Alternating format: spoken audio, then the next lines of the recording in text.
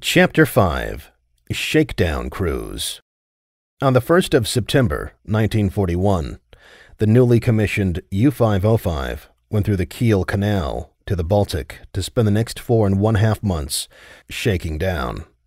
In this shaking down process, a new ship works the bugs out of her machinery and digests and assimilates the men who have moved into her vitals. During this process, she is somewhat like a young puppy, developing its muscles, eyes, and ears, and learning to run, feed, and take care of itself. There are 3 major ingredients in the complex reaction that occurs on the shakedown cruise of a new ship, changing her from a floating machine shop into a weapon of war. They are the skipper, the crew, and the machinery. Their relative importance is in the order stated. The machinery of the U-505 was the best that German scientific and technical brains could produce. The diesels, batteries, torpedoes, listening gear, periscopes, and other equipment were the equal of any in the world. If skillfully operated, this massive machinery would be a deadly instrument of destruction, able to smash with one blow great merchant ships 20 times her tonnage and value. With a well-trained crew and fighting on her own terms, she could sink the biggest battleships in the world. But a U-boat, like any other boat, is just so much cold metal until her crew comes aboard. Then each man in the crew loans her a little piece of his soul to keep as long as he serves in her, and often longer if she's a good ship. These little pieces all added together make up the soul of the ship. Bring her to life, give her personality, and make her a member of the seagoing community of ships. So as long as a ship has a crew in her, whether she be the Queen Mary, or a seagoing tug, the Forrestal, or a submarine, she is a living, breathing thing, equal in a sense to any other ship, at least to the same extent that all men are supposed to be equal.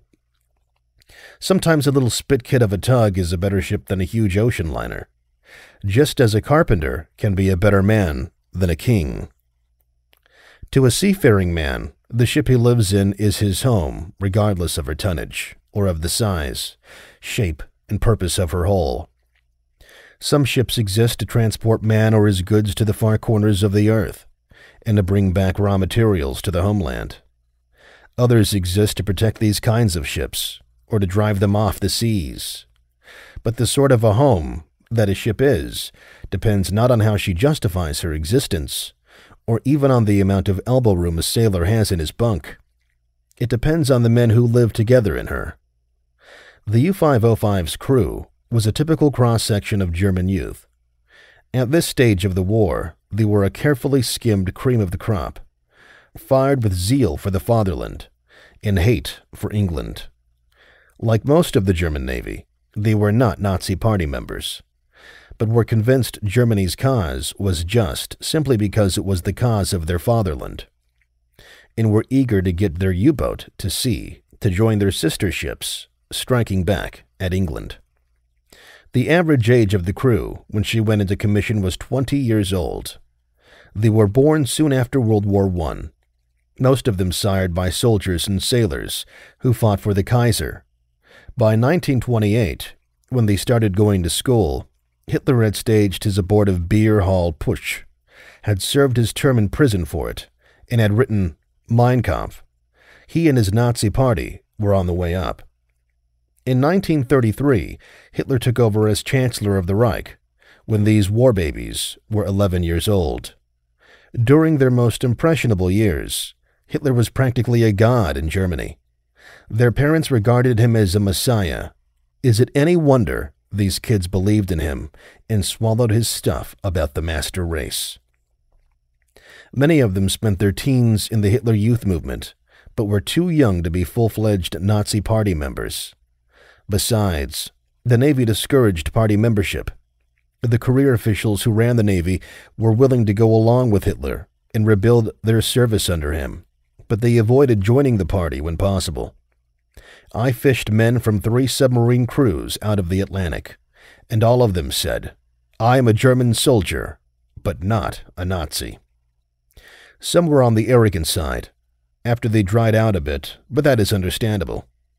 In their brief, unhappy lifetime, they had seen Hitler change their fatherland from a conquered, helpless country to the most feared nation on earth. When the U-505 went in commission in 1941, these youths had every reason to believe that Germany was invincible, and they were on the winning side also. None of those kids had much control over their destiny on this earth. Like our own youngsters, they were the product of their environment and the mistakes of their elders. But I'll say this for them. They were worthy opponents and fought bravely for an evil cause. They risked their lives to torpedo ships and then steamed off and left the survivors to make the best of their way ashore or to the bottom, as the case might be. They did not machine gun lifeboats as our propaganda claimed they did. When we sank one of their subs and paused to fish them out of the water, they were grateful and surprised. Their propaganda had told them to expect machine gun bullets instead of rescue. The U-505 was one of the standard-type commerce destroyers, which bore the brunt of the Battle of the Atlantic. There were perhaps 800 such type U-boats built. In an outward appearance, you couldn't tell them apart. But identical sister ships, as alike physically as two swab handles, can have totally different personalities. One will be happy and successful, another surly, unlucky, and no good. The skipper makes the difference. This is true of any ship, but on a submarine even more than a surface craft, the skipper is literally the heart, soul, and brain of the ship. When the chips are down, he is at the periscope, and often he is the only man aboard who really knows what the score is. His snap judgment on when to take her down, when to blow main ballast and surface, when to attack and when to retire, will mean life or death to all on board. If he is timid, his sub will behave timidly in battle, no matter how tough his crew. If he is daring, his boat can perform great exploits, with a crew of weak sisters. The skipper depends on his crew. Of course, and one dumb cop who fumbles his own small job can ruin a daring attack for the skipper. But with the right kind of skipper, the dumb cop is less apt to fumble. A tough, expert crew can sometimes stiffen the backbone of a mousy skipper. But usually, whatever influence is exerted comes the other way. The skipper's personality profoundly affects every man in the crew.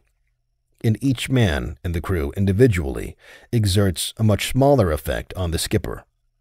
You will see, as the story unfolds, how the whole character of a U-boat can be changed overnight, just by putting a new skipper aboard, because he alone makes the decisions which determine whether the boat will be a lion or a mouse. The U-505's first skipper's name, Low, means lion in German. He painted a lion rampant on his conning tower, and as long as he was aboard, she behaved like one. All navies, except perhaps the Japanese, recognized the skipper's importance and rewarded their top submarine skippers handsomely. Prien, Schepke, and Kretschmer were the top aces of the U-boat fleet, acknowledged as such even by the Allies. No one submarine skipper in any navy has ever rolled up a score to equal Kretschmer's 325,000 tons. Prien, Schepke, and Kretschmer had far-reaching effect on the war at sea by convincing Hitler that the U-boat was the answer to England's supremacy at sea, and persuading him to go all out on the production of U-boats. The Germans had a fixed scale of awards for successful raiding operations. Ace U-boat commanders who sank over 100,000 tons of Allied ships got the Knight's Cross of the Iron Cross from Hitler and were great heroes in Germany. Their crews shared in these awards and were also marked men in the fatherland. We had submarine aces in our own navy. Fluckey, O'Kane, Street, Ramage, Gilmore, Cromwell, and Dealey all got the Congressional Medal of Honor, the last three named being posthumous. All these men, whether American or German, were modest chaps who would tell you that their crews deserved all the credit for their success, And in a sense, this is true. But ask their crews about this, and they will all tell you that if you replaced any of these lions with a mouse, their now famous submarines would have behaved in a mousy manner. The U-505's pressure hole was never breached by enemy action. But her second skipper cracked under pressure when she was being severely punished by a depth charge attack. I can think of no more devastating experience for a U-boat's crew than to have the brain and heart of their ship fail them when the chips are down, as this one did. I doubt that her crew ever recovered from the shock, and I believe this had something to do with her eventual capture. This will be told in detail later. But her first skipper, Axel Lowe, Kapitan Lieutenant zur See, Reichskriegsmarine, was a good one. You would expect him to be good because the U-boats were the elite branch of the service in the German Navy and got the pick of the officer personnel. This U-boat was one of the early ones of the program that finally produced 1100. The first skippers of these early U-boats were professional career officers, and competition for these commands was keen. Lowe came from a substantial family in East Germany and was 31 years old when he commissioned the U-505. His father had been an officer in the Kaiser's Navy, who fought in the Sidlitz at the Battle of Jutland. The son followed in his father's footsteps, entered the Naval Academy at the age of 19, and served in surface ships until war broke out. Then he volunteered for submarines, spent 6 months in the sub-school, and made one make-y-learn war cruise under an experienced skipper before taking command of the U-505. So far as submarines were concerned, his inexperience was comparable to that of his crew, but he had 12 years of regular Navy service behind him. He was a professional, and a good one. He knew, as all pros do, that the best way to advance your own personal interests is to shove them into the background and make the welfare of your men your first concern. As soon as any crew knows that they have this kind of skipper, the ship is on its way to becoming an efficient and successful one. As Lowe expressed it to me in a letter written 10 years after the war, I tried to follow the principle of the British Admiral Nelson and make my ship a happy band of brothers.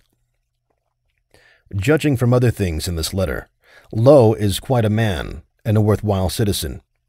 Although he lost his worldly goods in the war and his naval career was abruptly ended, he has established himself since. He now holds a responsible job in West Germany and says he considers that his life on Earth so far has been lucky and happy because I have my health, my wonderful wife has stayed with me, and we are raising 3 fine children. I think that sentence explains why the man who brought the brand new U-505 into the Baltic in late 1941 soon made her into a good ship.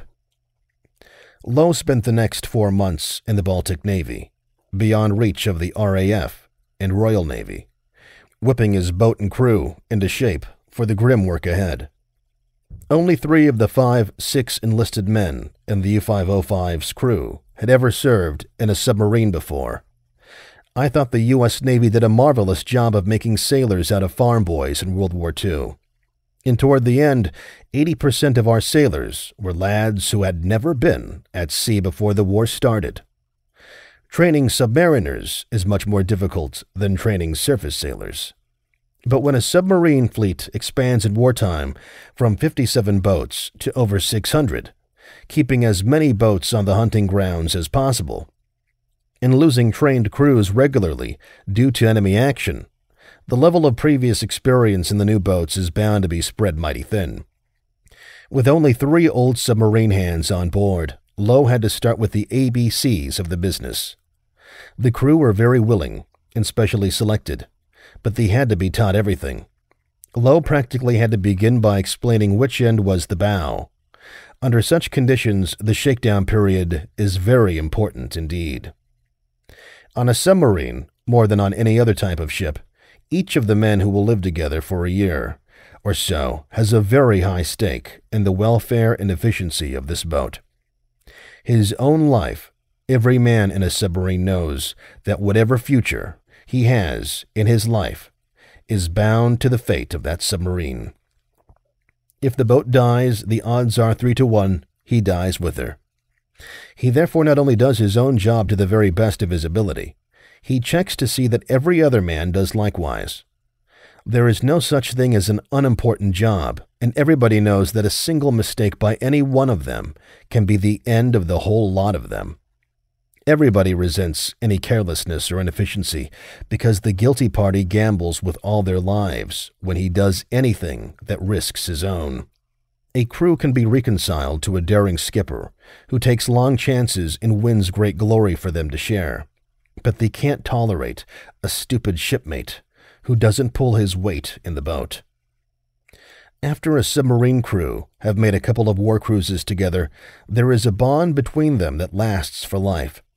It bridges whatever gaps there may be in their background, education, and station in life, and makes them permanent members of an exclusive club, who have shared certain experiences together that no other group in the world have shared.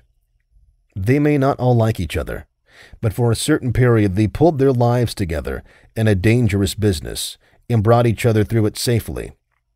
They can therefore make allowances, ashore, for the failings of these shipmates, which they wouldn't make for anyone else. When the U-505 joined the U-boat kindergarten class in the Baltic, the first thing they had to learn was how to handle the boat.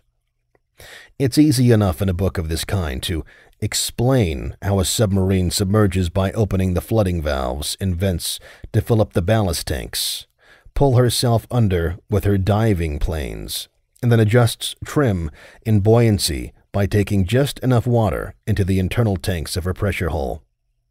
Anyone can understand that if you close the vents and shoot compressed air in at the top of the ballast tanks, forcing the water out through the flood valves at the bottom, the sub will become buoyant again and come up to the surface. But before a sub can do either one of those maneuvers, every man in her crew must become thoroughly familiar with his own little part of the sub's intricate anatomy. This little part may contain dozens of valves, switches, and levers, all of which must be operated not only correctly and in proper sequence, but also in correct relation to what dozens of other men are doing at the same time. It's hard to make a small mistake when everything is so closely integrated that one flip of the wrist in the wrong direction can dangerously snafu 1,000 correct operations performed precisely right. Doing even a routine maneuver is a complex operation requiring perfect teamwork of all hands. When the diving alarm sounds, all hands who are on deck tumble down the conning tower hatch, and someone who knows how many were topside must check them off as they come down. The last man down slams the conning tower hatch closed, provided he is sure the diesels are stopped, as they should be by that time. Then a lot of valves and vents must be opened in exactly the right order. The motors must be started, and the men on the diving planes must keep the bubbles in their inclinometers exactly where they should be. The diving officer must know exactly how much water he needs in every ballast tank, and must close the valves and vents at exactly the right point. Otherwise, he could scuttle the boat instead of just giving it slightly negative buoyancy. He must keep track not only of the total weight of the boat, but also of the fore and aft distribution of this weight. Both of these vary continuously. The total weight changes as the crew eats up the food and discharges the waste products overboard. Water is heavier than oil, so as you burn oil and seawater replaces it in the external tanks, the boat tends to gain weight. 3 men moving from the after torpedo room to the forward one make an important change in the trim of the boat in half a minute. Since the external ballast tanks usually are full when submerged, there are a few internal tanks inside the pressure hull, which are used for final adjustments to trim and buoyancy. A boat can be in good trim on the surface, where it has tons of positive buoyancy, but badly out of trim submerged when the buoyancy is near zero. An exaggerated example of what can happen when you get badly out of trim submerged is the famous picture of the U.S. submarine Pickerel skyrocketing out of the water at a 45-degree angle, which appeared in Life a few years ago. That was done deliberately for public relations purposes. But it could happen accidentally if the diving officer doesn't know what he is doing, and would generate very bad public relations for him with the captain. It did happen once to the U-505. On the lighter side, a standard gag on almost every submarine in any navy involves the toilet in the latest recruit to report aboard. When a sub is running submerged, flushing the toilet, which is of course inside the pressure hole, involves a rather complicated sequence of opening and closing water and air valves. All submariners will gravely tell you that to take care of your routine bodily functions, you need a college degree in hydraulics. Some rather Rabelaisian pranks can be played on a newcomer to the submarine service by giving him only slightly inaccurate instructions as to how to operate the valves the first time he has need to do so when the boat is submerged. Of course, to be sure the newcomer doesn't drown himself and swamp the boat, you had better be standing by outside the door of the head after you give him these instructions. There are two kinds of dives for submarines: a normal dive and a crash dive. On a normal dive, there is no hurry. Everything can be checked and double-checked, and you take her down gradually, keeping her on an even keel. A crash dive is an emergency maneuver, when you've got to get down fast to save your hide. When an airplane screams down out of the clouds, seconds can mean the difference between life and death. Then a crash dive is a slam-bang maneuver, in which the big idea is to get under as soon as possible, adjusting trim and buoyancy later, before you plunge so deep that your pressure hole cracks. Even on a crash dive, you must be sure the conning tower hatch is closed and the diesels are stopped. When time permits, you will get all the crew below before slamming the conning tower hatch. As will appear later, I encountered one U-boat skipper in the Atlantic who couldn't wait for 3 of his men to get below when we surprised him. One of those 3 is the only survivor from that U-boat now. After the crew of the U-505 had mastered the ABCs of their business, they held full power trials and tested their guns, torpedoes, and all other equipment. Then, graduating to a higher class and working with friendly ships and planes, they got into the business of learning to fight their ship. Their radio operators learned how to get quick, accurate bearings on any transmissions they picked up in order to track down unwary merchant vessels who broke radio silence at sea. Their sound crews learned to follow an unseen ship by the noise of her screws while she was still beyond the horizon, and to determine from sound alone whether she was a merchant ship for them to torpedo or a destroyer for them to avoid. Her dirty trick department learned to shoot Pillenwerfers out of small tubes to create chemical bubbles in the water astern, which sent back false echoes and baffled probing sonar beams of destroyers trying to hound them down. They practiced ejecting oil and wreckage to convince a gullible destroyer skipper or aviator that his first attack had made a kill.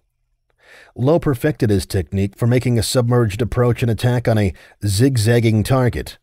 They made crash dives to deep water, as they would have to do when attacked by aircraft. They practiced lying doggo on the bottom in shallow water, with all hands practically holding their breath and not making the slightest sound, as they would have to do to fool tormenting destroyers. They drilled it creeping away quietly, submerged, their screws barely turning over, while destroyers dropped depth charges on the phony Pillenwerfer bubbles astern. When trying to sneak away in this fashion, a U-boat crew walks around on tiptoes, because the sensitive listening gear on a destroyer can sometimes pick up the footprints of a heavy-footed lummox clumping along on the steel floor plates. They ran slam-bang submerged at full speed, making erratic maneuvers, to be used only in extremis, when noise wouldn't matter, because the hellish din of depth charges close aboard was drowning out all the other noises, including the destroyer's sonar gear. They simulated all sorts of casualties, pretending that many important pieces of machinery had been smashed by depth charge attacks, and that they were limping home in badly battered condition. During the shakedown period, a change was occurring inside the U-505, like the change that goes on in an egg during incubation. 60 strangers were adjusting themselves to each other, getting to know and have confidence in their skipper and each other, giving up pieces of their individuality, and changing from an amorphous mass of strangers into an integrated, purposeful, intelligent whole, much greater than the sum of its original parts. Each of these 60 became a limb, organ, or nerve of the complex body that took shape inside the submarine's tough shell. Each felt that he was an important part of the new organism, and that his destiny and its destiny were one and the same. Lo was its brain, and about half its soul.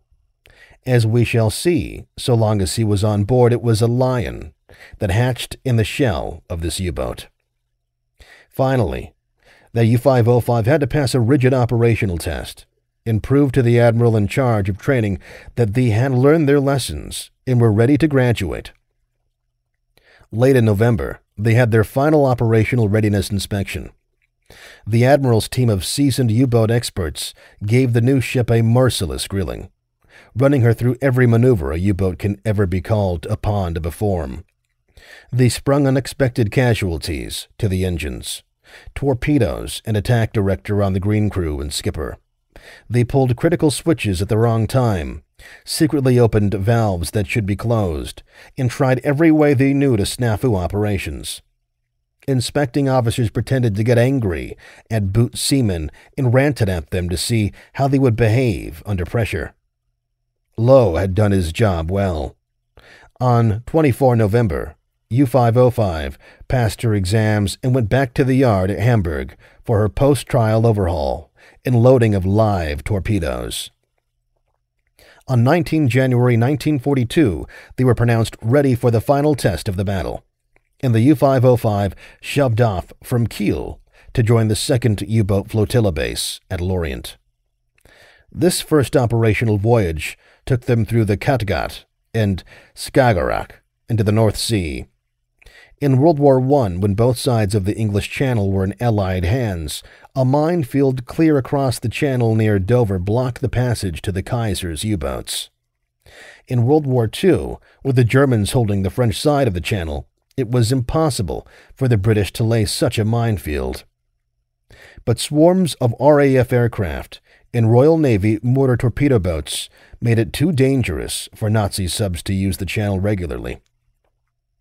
Toward the end of World War I, the Great North Sea Mine Barrage, extending all the way from Scotland to Norway, had practically bottled up U-boats in the North Sea. But in World War II, the Germans held Norway, and no such barrage was possible. The U-505 avoided the English Channel and took the longer passage north, around Scotland, between the Faroes and Iceland, and into the Bay of Biscay to Lorient, on the Gironde River in France. Although this took them directly across the converging convoy lanes to England, the voyage was apparently uneventful. The leather-covered book, now on display in the Museum of Science and Industry, simply records the dates of her departure from Kiel and arrival in Lorient. But the war diary shows that Lowe kept his crew busy constantly for these 15 days with more drills of every kind, crash dives, and simulated casualties. In addition, all their regular watches were now being stood for keeps in enemy waters, and all hands were under a tension they never felt in the Baltic. In this part of the ocean, there was no such thing as a friendly ship or aircraft. Submarines were treated as rattlesnakes by anyone who sighted them. U-boat sailors didn't trust the Luftwaffe any more than our own submariners trusted American flyers. There were recognition signals, of course, for a use between planes and submarines, but all submariners used to say, "There's only one recognition signal we really trust. If it flaps its wings, it's friendly." On that first cruise to Lorient, the crew of the U-505 began learning how to live with the idea that sudden death lurked constantly beyond the horizon, and they could never be sure of living another 15 minutes. But nothing much happened to impress it on them that time. As the U-505 reported for duty in Lorient early in 42 and prepared for her first foray against Allied shipping, the Battle of the Atlantic was entering its grimmest year. In 1942, the Germans terrorized the shipping lanes. It almost knocked England out of the war by sinking 1,570 Allied ships, totaling 7,700,000 tons. During this happy time, as the U-boat skippers still call the year of 1942, no outstanding aces succeeded in filling the shoes of Prien, Schipke, and Kretschmer, but there were a dozen or more who exceeded 100,000 tons, and the greatly increased number of U-boats at sea more than made up for the lack of phenomenal individual performers like those of the three aces. The U-505 was joining the U-boat fleet just in time to take part in the good hunting that would prevail for the next year and a half. On her trip to Lorient, the U-505 passed about 200 miles south of Iceland, where I had just taken over command of the U.S. Navy Fleet Air Base at Reykjavik. I was to remain there for the next year and a half, operating a squadron of Catalinas on anti-sub patrol, helping the RAF to escort the hard-pressed convoys through the toughest stretch of the North Atlantic. During this time, the U-505 would make 3 far-ranging cruises and sink 9 ships. 2.5 years later, she and I had a strange rendezvous to keep off Cape Blanco, French West Africa. But many things were still to happen before this meeting occurred. And in February 1942, she sailed past me, 200 miles away, southbound, unmolested by my PBYs. Chapter 6. Iceland. While nothing much is happening to the U-505 as she makes her way to Lorient, I digress from her story now to relate an Icelandic saga in the Battle of the Atlantic. Iceland is strategically located to dominate the North Atlantic convoy lanes. It was an ideal base for long-range patrol planes, helping to fill in the mid-Atlantic gap, which our planes based in England and Newfoundland couldn't reach in 1941. The Icelanders had sat out all the wars of the world for 1,000 years as neutrals, and didn't want any part of this one either.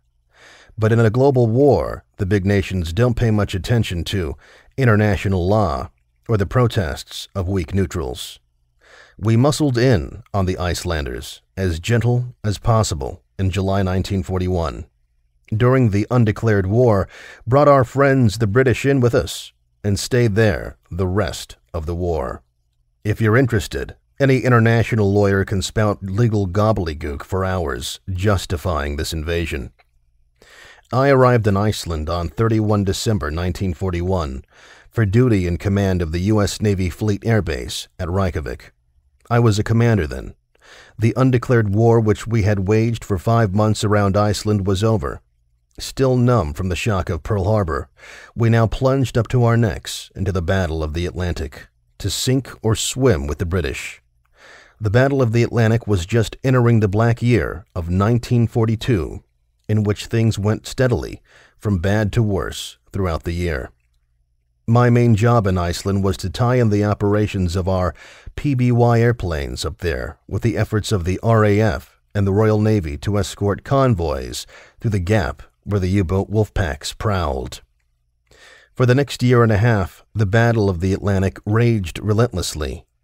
From 300 to 500 miles south of us, and my planes helped the RAF beat the wolf packs off many a beleaguered convoy.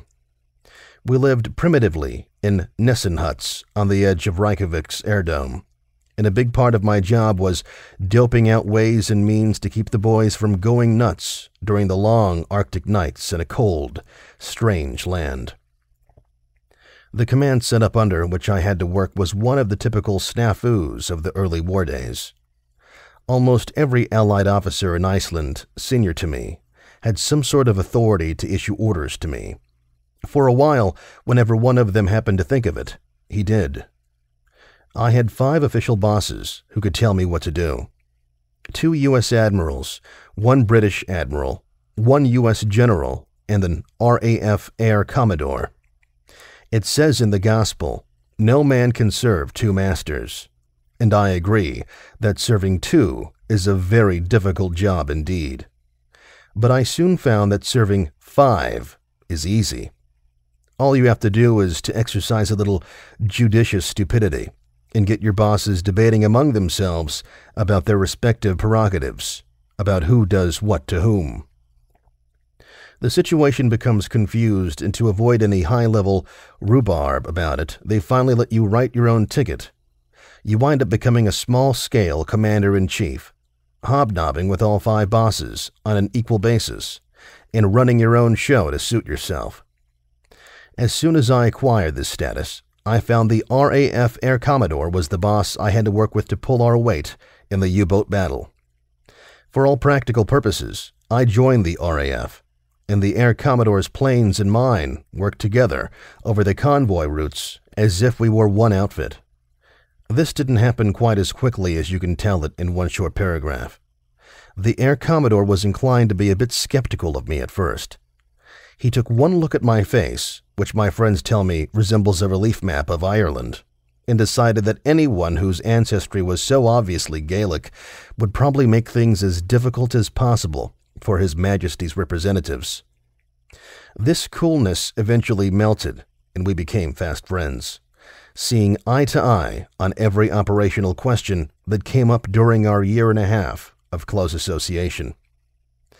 After we had warmed up to each other, the Air Commodore said to me one day, "You know, Dan, old boy, I was dubious about you at first, thinking that your Irish background might make dealing with you a bit difficult." I replied, "I bear no ill will whatever toward the British for what they did to my ancestors. In fact, Commodore, I'm eternally grateful to your ancestors for persecuting mine and driving them out of Ireland so that I was born in the USA." As we got to know each other better and could recognize a twinkle in each other's eyes, further high-level ribbing resulted. Working closely with the Royal Navy and the RAF, I often had to exchange official memoranda with the Air Commodore and the British Admiral.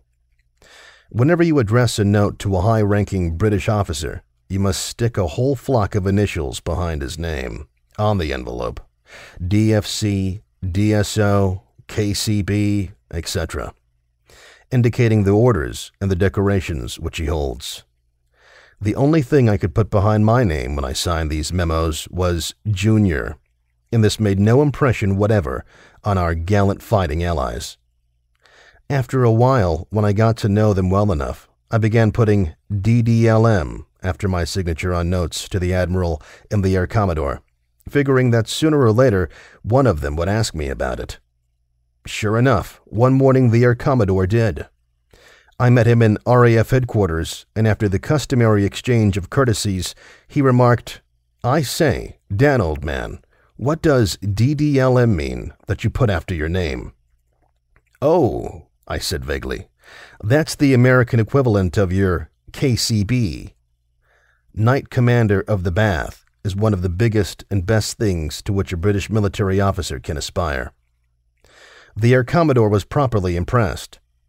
There followed a pause during which I could practically hear the gears grinding inside the Air Commodore's head as he tried to figure out the meaning of the cryptic initials. Finally, he gave up and said, "But just what do the initials stand for?"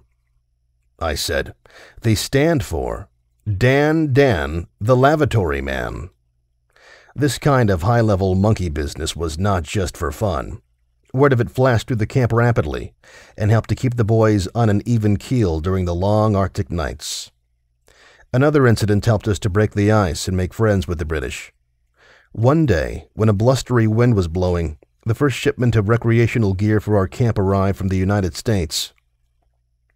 Opening up the boxes of this consignment like a bunch of kids on Christmas morning, we found, among other things, a push ball which we promptly blew up to its full 5-foot diameter. Exploring the crates for more loot, we left the push ball sitting outside the storeroom unattended. You should never leave anything as big and light as a push ball unattended in Iceland, because the wind comes along and blows it away. This happened to our push ball. I emerged from the storeroom just in time to see it go skipping down the road, bounce over the bluff into the water, and start sailing across a small inlet on which our camp was located. It soon grounded on the opposite shore, where a British anti-aircraft battery had its camp. I wanted that pushball back, so I picked up my field telephone to call the CEO of the AA battery and asked him to hold my pushball till we got over there and reclaimed it. Our field telephone system consisted of a labyrinth of wires laid out over marshy ground. Short circuits and grounds were frequent, and strange things happened on this command circuit. Connections often got crossed, as they did this time.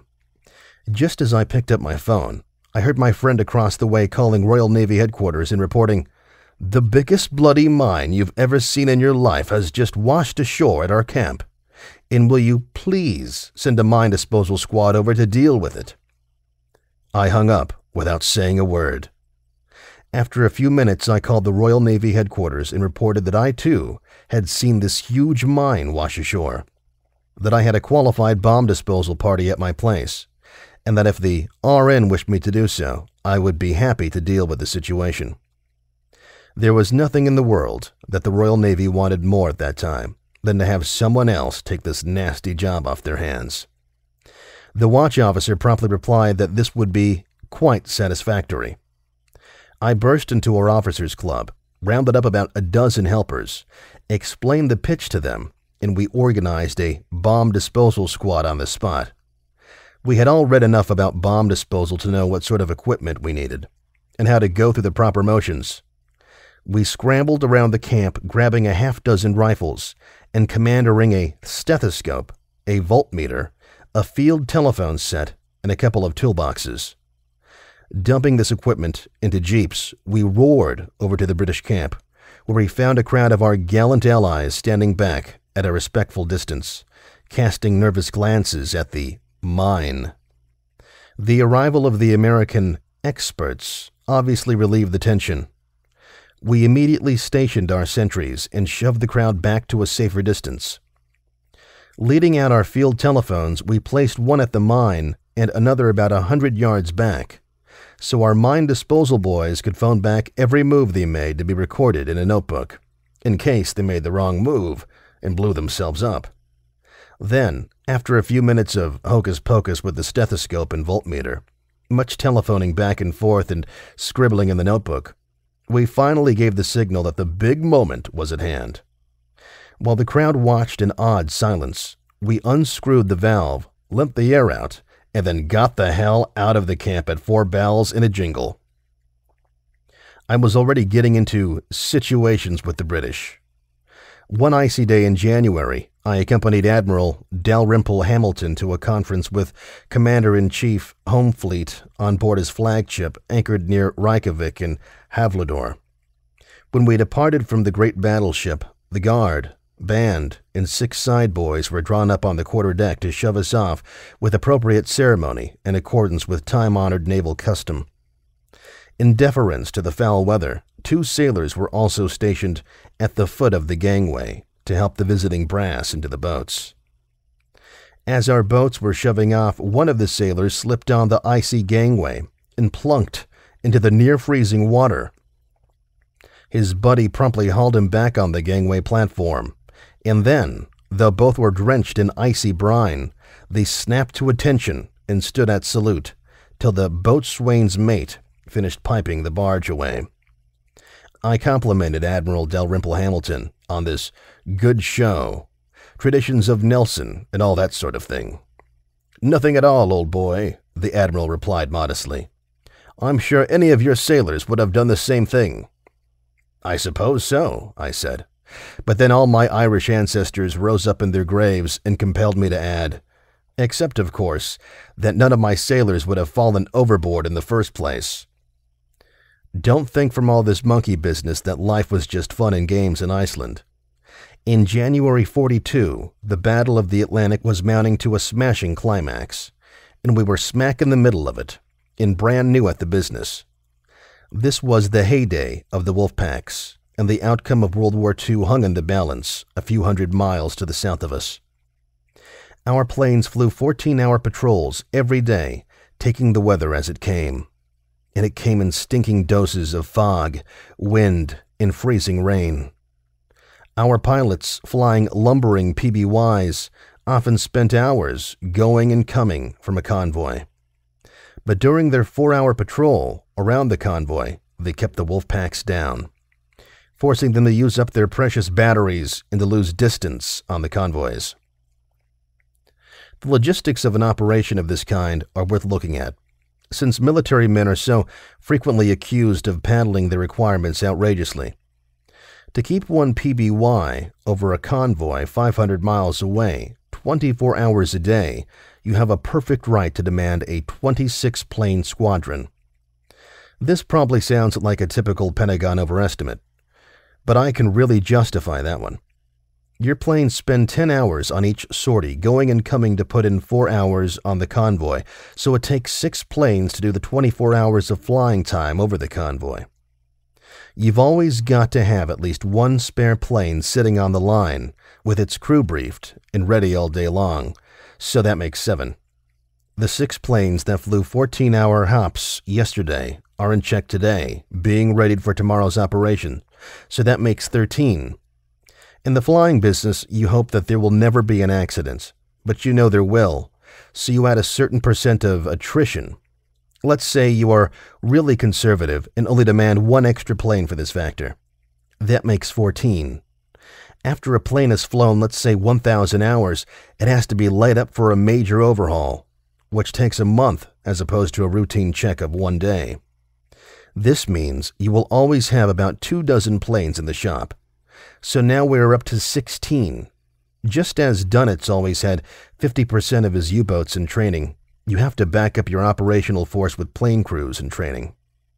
Being acutely cost-conscious and frugal with the taxpayers' money, instead of demanding an equal number of planes on the line and in training, as Dunitz always did for his U-boat fleet, I'll settle for only half as many, which brings our total up to 24. Any sensible military man always adds a certain percentage to the best honest guess he can make as to what he needs. And, again, being a thrifty soul, I'll add only 10%. So we wind up with a requirement of 26 planes to keep 1 over the convoys in the mid-Atlantic Gap. Some critics have accused the military of being profligate, wastrels, because we didn't win World War II by killing the last Jap with the last bullet we had in our ammo locker. I would much rather defend myself against such charges than try to explain to my 3 kids why we lost our liberties because military planners didn't want the war to end with a lot of surplus junk on our hands. So if you ever have to fight wolf packs operating from a base in Iceland, don't settle for a squadron of less than 26 planes. I had to get along with 16. Many of our pilots in Iceland flew hundreds of hours around the convoy before sighting their first sub. Sometimes it seemed to them that it was utterly futile and useless to stick their necks out flying through foul weather, only to bore holes in the air around a convoy with no submarines anywhere in sight. But the subs were there, submerged, and by keeping them submerged, we were doing a lot to help defeat the wolf packs. My boys needed their first kill to boost their morale and enable them to rub elbows with their blooded compatriots in the RAF without any inferiority complex. Early in 1942, we sighted 3 U-boats and fumbled the opportunities for this first kill due to buck fever, bad luck, and inattention to seemingly minor details. I blew my top, called all the pilots together, and read the riot act to them. At the end of my tirade, I announced that our recently opened officers' club was hereby closed and would remain so until we got our first kill. This was cruel and unusual punishment, but I had decided I would rather be a son of a bitch and help win the war than to help lose it and be thought a swell guy. Soon thereafter, one of our pilots, Lieutenant Hopgood, en route to meet a convoy out of England, caught the U-464, surfaced about 50 miles from the convoy. His attack crippled her, so she couldn't submerge, but could still limp along on the surface. Hopgood had dropped all his depth charges on the first attack, and his single .30 caliber machine gun was useless against the thick hide of the U-boat. He radioed to the convoy, and a British destroyer broke off at full speed and answered to Hoppy's plea for help. Meantime, the crippled sub went alongside an Icelandic fishing vessel, and as Hoppy circled, the Germans abandoned and scuttled the sub, took over the trawler, and headed for Germany. Hoppy duly reported all this by radio, and spent the next couple of hours shuttling back and forth between the trawler and the onrushing destroyer, coaching her how to steer. This was an exciting 3 hours for all of us back in Iceland. Hoppy's electrifying message that he had a cripple on his hands but couldn't finish it off brought everybody piling into the RAF operations room, where we sat with our ears glued to the radio, following the dramatic developments at sea. Hoppy's radio reports right up to the end were terse and official, giving a clear and complete picture of what was happening out in the Atlantic mists. His next to last one was, "Destroyer is alongside trawler and has taken off 52 prisoners." We were still cheering and slapping each other on the back when he came through with his final one in plain English, a paraphrase of the well-known and wholly inaccurate "Sided sub, sank same," message of dubious fame. It read, "Personal for Commander Gallery, sank sub, open club." We opened the club all right. We almost blew the roof off the joint that night. And while this celebration was at its height, we conceived a happy idea of getting a suitable trophy of this victory to grace the lounge of the club. Obviously, the most suitable trophy would be the U-boat skipper's pants. Next morning, I addressed an official letter to the First Lord of the Admiralty in London, outlining the previous day's action, explaining the American expression, "caught with your pants down," and its obvious application to what had happened, and requesting that when the British destroyer arrived in England with the prisoners, the skipper's pants be forwarded to the Fleet Air Base for framing. To make this deal legal and prevent leaving the German skipper in an embarrassing position, I sent a pair of my own pants, along with this letter, and forwarded the correspondence via the British Admiral in Iceland. At first, the Admiral was horrified at the idea of addressing the First Lord with such an irregular proposal, but the Air Commodore persuaded him to bung it on in to London. By return mail, I received a very pleasant letter from the First Lord, congratulating us on our first kill, and saying he had instructed the Admiralty to deal with my request. A month or so later, a very stuffy communication arrived from the Director of Naval Intelligence, quoting several sections of the Geneva Convention about humiliating prisoners, etc., etc., and regretting that my request could not be granted. I took a very dim view of the matter. I didn't mind the malarkey about the Geneva Convention so much, but I did resent the outrageous injustice of not even getting my own pants back. In any story of Iceland, the ordeal of the Murmansk convoys clamors for a hearing. The merchant sailors who survived that murderous run from Reykjavik to Murmansk, and back only if they were lucky, were the unsung heroes of the war. In wintertime, the Arctic ice cap extended down nearly to Bear Island, and forced the convoys to cruise well within bomber range of the Norwegian coast. In summertime, the midnight sun gave both subs and planes 24 hours of daylight to find their targets and do their deadly work. Our planes escorted these convoys as far as they could, and often the Luftwaffe planes practically relieved us on station at the limit of our range. Thus the convoys had air escort all the way to Murmansk and back, but most of the way it was hostile. The Russians made sweeping promises about heavy fighter escort for each successive convoy as soon as it came within their range, but they made no attempt to meet their commitments. Our ships were bombed by the Germans even when they were unloading at the docks in Murmansk. If the Luftwaffe and the German Navy had been able to cooperate harmoniously, nothing would have gotten through on that run. On the few occasions when they did work together, such as on convoy PQ-17, they decimated our convoys. Luckily for us, Göring and Raeder hated each other, and the U-boats seldom got the help they needed from the air. The ordeal of PQ-17 is one of the saddest chapters of the Battle of the Atlantic. Several Murmansk convoys had been roughly handled, and as PQ-17 assembled at Reykjavik in June 1942, there was unrest among the merchant sailors, some of whom refused to sail with their ships.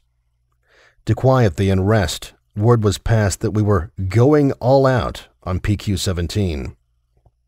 It would have a close escort of 6 destroyers in addition to the usual dozen corvettes. It would also have a covering force of 4 heavy cruisers escorted by 3 destroyers to beat off surface raiders. To top all this off, a task group of the newest British and American battleships, Duke of York and Washington, plus 4 heavy cruisers, plus a dozen destroyers, would follow close behind them to trap and destroy the Tirpitz in case she was rash enough to venture from her hideout in Norway. This is probably the most formidable escort any convoy was ever given, or more accurately, was ever promised. On June 27, 1942, 34 merchant ships sailed from Reykjavik for Archangel, their crews lulled with a sense of security that the combined naval might of Britain and the U.S. would see them through. The ships were loaded to the gunwales with tanks, planes, and ammunition, all badly needed in Russia. What followed is a shameful page in naval history, and I must say that so far as the U.S. Navy ships in this operation were concerned, all they could do was obey the peremptory orders of the British Admiralty in London, under whose control our ships were operating. One of the many things that the merchant sailors didn't find out until after they sailed was that when the Admiralty said the battleship force would be close behind the convoy, they meant 150 miles, at least 5 hours steaming at full speed. They also meant only until the convoy reached Bear Island, at which time the big ships would bug out for home. On July 1st, when the convoy was just passing Jan Mayen Island and was still 600 miles from Bear Island, the Germans located it by air and shadowed it from then on. On July the 4th, when the convoy was passing between Bear Island and Spitsbergen, the attacks began, and 4 ships got sunk. I'll never forget that 4th of July in Reykjavik, if I live to be 100. The Air Commodore and I knew that this convoy had the heaviest surface escort ever assembled, and that the mission of this armada was to lure the Tirpitz out and destroy it. But we didn't know the details of what was in the Admiralty's mind any better than the merchant sailors did. We met in the RAF operations room early that morning, and spent most of the day watching the drama unfold hundreds of miles to the northeast. Early in the forenoon, we got a flash from London saying, "Tirpitz is proceeding to sea." So far as we knew, our 2 great battleships were still following close behind the convoy. The Tirpitz was heading into a booby trap. The Air Commodore turned to me and said, "It looks like this is going to be the best 4th of July since you blokes declared your independence." I agreed. All afternoon we smacked our lips in anticipation of the coming triumph. As we found out later, by this time our battleships were on their way back to the safe haven of Scapa Flow. Late that unforgettable day, we intercepted the message from London. All warships retire to the west at high speed, merchant ships scatter and make best of way to Archangel. Too stunned and ashamed to say a word, we just drifted out of headquarters, went back to our huts, and wept or cursed. When the USS Washington came into Reykjavik some weeks later, her people wouldn't come ashore. They didn't want to face their friends, although God knows all they did was carry out orders from London, which left them no discretion. Fortunately, the merchant sailors in the convoy never saw our battleships, so it was a long time before they found out how the battleships deserted them. But they did see 4 heavy cruisers turn and run, taking the 6 destroyers assigned to escort the convoy along with them, and leaving the convoy to its fate. The merchant ships scattered in accordance with the Admiralty's orders, and did the best they could in lone battles against the Luftwaffe and the U-boat fleet. Only 11 out of the 34 ships which sailed from Iceland ever got to Russia. Some of them limped in months later, having hidden themselves in the ice pack to repair their damages. Out of 200,000 tons of vital cargo in this convoy, only 70,000 got to Russia. Churchill, in his book Closing the Ring, says of PQ-17, "The consequences for us were painful." This is a classic understatement by one of the masters of the art. He spends 7 pages in this book trying to explain the snafu of PQ-17. But anyone familiar with the Churchill style, when he means what he is saying, as in his blood, sweat, and tears oration, can see that his heart isn't in it when he tries to justify what happened to PQ-17. He is just going through the motions of defending knot-headed subordinates for whom he was responsible. He sent Stalin a 1,500-word telegram trying to justify his inept helpers in the Admiralty. Clearing it first with FDR, Churchill never needed more than about 150 words to explain his position when he was sure he was right, nor did he clear it with anybody. In this case, he got a rude reply from Stalin, and it was deserved. Much as I deplore the conduct of our naval forces in this action, I must, in justice, state the Admiralty's side of the case. Singapore, where the Prince of Wales and the Repulse got sunk, and Pearl Harbor were still fresh in their minds. Many of our finest surface ships had been sunk in the previous 7 months, and British dockyards were jammed with badly damaged battleships. The whole future of surface navies seemed to be at stake, and the heirs of Nelson and the Admiralty were taking no chances on having 2 more new battleships caught out on a limb where the Luftwaffe might nail them. Maybe this explains why the 2 battleships were told to stay 150 miles behind the convoy. But I'll never understand why the 4 cruisers and a dozen destroyers were ordered to scram for home as soon as the Tirpitz was rumored to be coming out. Actually, the Tirpitz turned back soon because Wilhelmstrasse could make just as big blunders as the masterminds in London could. Churchill solemnly says that this cruiser force would not have had a chance against the Tirpitz. Perhaps in theory he is right, but on December 13, 1939, 3 small cruisers wrote a glorious page in British naval history when they defeated the German pocket battleship Admiral Grafspee in an all-day running fight and drove the big ship fleeing into neutral waters at Montevideo. Theoretically, these 3 frail British cruisers were foolhardy to venture within gun range of the Grafspee. Churchill also knows, perhaps better than anyone alive, that to win great victories, you sometimes have to take long chances. Even after the Admiralty pulled the battleships out of PQ-17's escort, the 4 cruisers and 9 destroyers still with the convoy might have written another page for the history books if the lords of the Admiralty had had as much guts as their compatriots at sea. But shore-based bureaucrats never take chances, which would make them look bad in case of failure. When you put a good seafaring and fighting man ashore at the headquarters of the government, his mind doesn't work as it does at sea. It gets stultified by contact with bureaucrats and politicians, and he sometimes does things that shame his brethren at sea. Soon after the PQ-17 fiasco, we quit running the Arctic convoys until the long winter nights set in again. When we started again, Berlin soon proved that the Nazi bureaucrats could foul up their seagoing forces just as badly as the Admiralty could. While attempting a raid on a Murmansk convoy, the great cruiser Hipper and the battleship Lutzow turned tail and ran for shelter, when a few destroyers peeled off from the convoy and made what they expected to be a suicide attack on their huge opponents. The odds against these destroyers were at least as great as those against the escorts which abandoned PQ-17.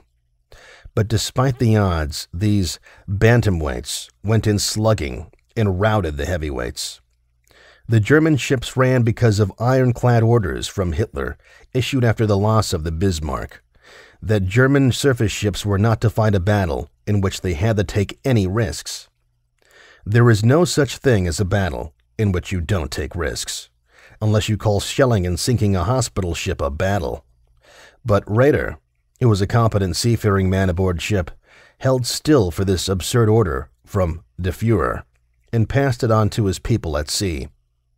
The Hipper in Lutzow went out on the next-to-last raid of the Germany Surface Navy with orders to hang their clothes on a hickory limb but don't go near the water. We know now that the Tirpitz had similar orders when she made her short-lived feint against PQ-17, causing the convoy to scatter and our warships to abandon the merchantmen and flee for safety. PQ-17 might have been an entirely different story if the officers on duty in the Admiralty had exercised the intestinal fortitude that the British Navy always displays at sea. To sum up the Arctic convoys, in 1941 and 42, 219 ships sailed in these convoys for Archangel and Murmansk.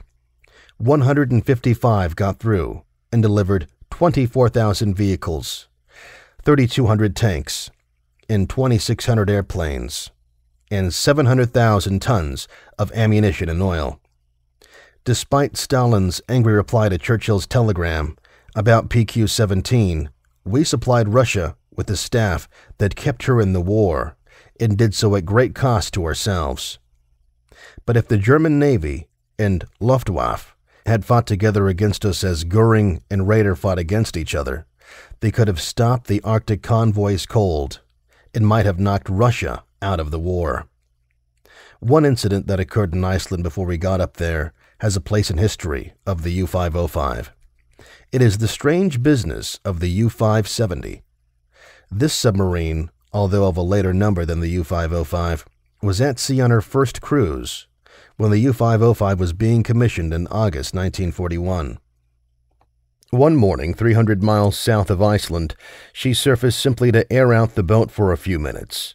It was her bad luck to pop up half a mile in front of an RAF plane returning to Iceland after a fruitless anti-sub patrol with all her depth charges still in the bomb racks. Within seconds, the plane plastered the U-570 with a full salvo of depth charges, which shook her up severely and, although doing no fatal damage, crippled her so she couldn't submerge. Then, to the amazement of the circling pilot, as the sub limped along on the surface, the whole crew came scrambling up on deck holding their hands aloft and waving a sheet in token of surrender. The plane had no more depth charges left, and there is no way in which the pilot of a land plane can negotiate surrender terms with the skipper of a crippled submarine.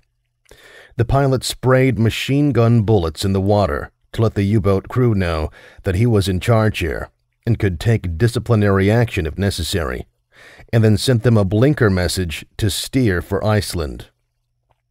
The U-570 meekly obeyed. For the next 24 hours, the RAF kept planes circling the U-570 as she plodded through the stormy weather toward Iceland, and the Royal Navy rushed a tug out from Reykjavik to meet her. I can see why a skipper who was not yet willing to die for the fatherland might be reluctant to scuttle his U-boat in the North Atlantic hundreds of miles from land with nothing in sight but an airplane. There was a gale blowing.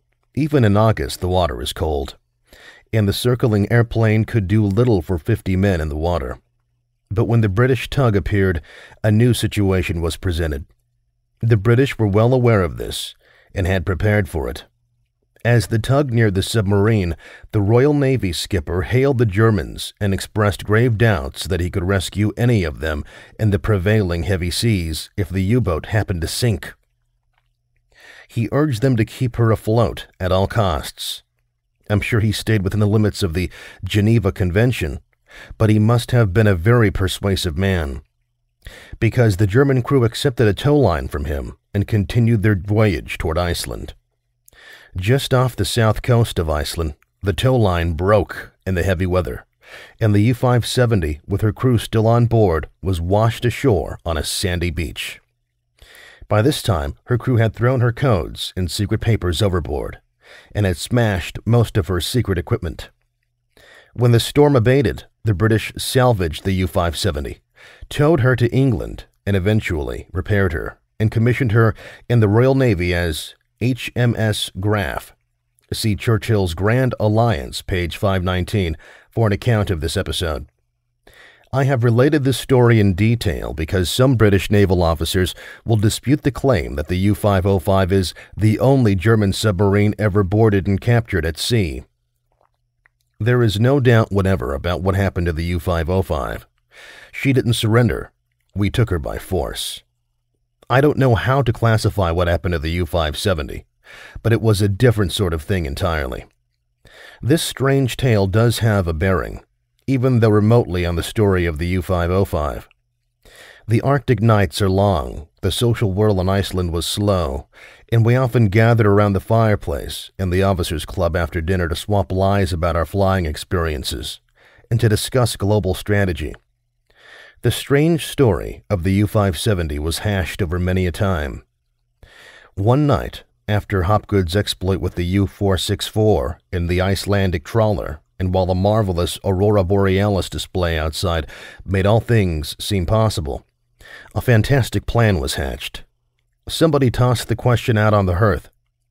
Why can't we board and capture a sub with one of our PBYs? If you analyze this idea, now it seems crazy. In fact, next morning when we got up in the dim Arctic light, it seemed a little bit far-fetched. But when you were gathered around a fireplace in Iceland, with a dozen active young imaginations at work on an idea, and especially when the bar stays open late, small difficulties are solved immediately, and big ones are soon whittled down to small ones. We started from the known facts that a depth charge attack which doesn't sink a sub may cripple her so she can't submerge, and that submarine crews had a strong desire to stay alive. We all knew that you can land a PBY in a pretty rough sea and get away with it.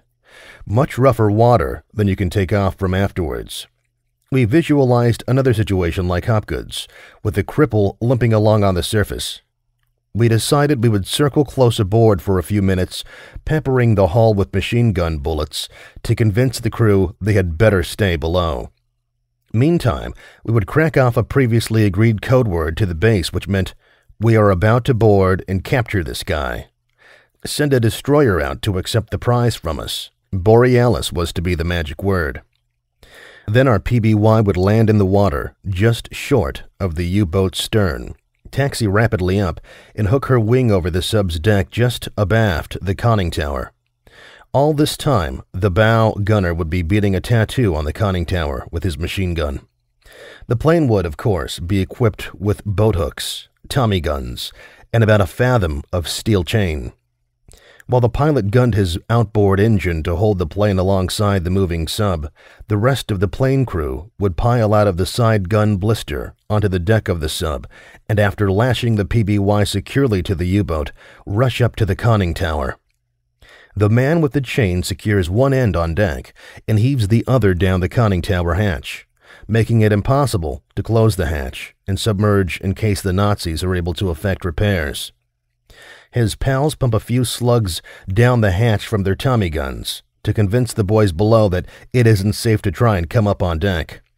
Then the only thing left is to pound out another message to base on our portable transmitter, asking, "What the hell is the delay in getting that destroyer out here?" About this time, the bar closed, and we all went to bed. Call this plan fantastic if you will. I suppose it was.